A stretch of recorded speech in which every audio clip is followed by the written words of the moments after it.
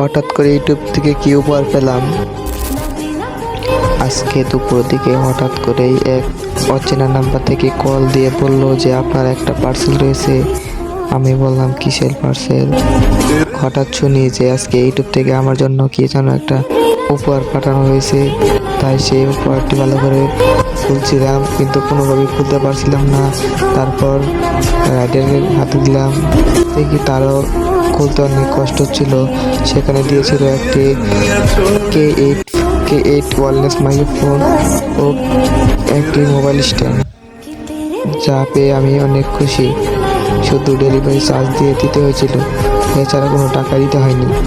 আপনাদের দোয়া ও ভালোবাসার জন্যই তো আজকে এ পর্যন্ত হওয়া সম্ভব। আসসালামু আলাইকুম, সবাই ভালো ও সুস্থ থাকবেন। আল্লাহ হাফেজ।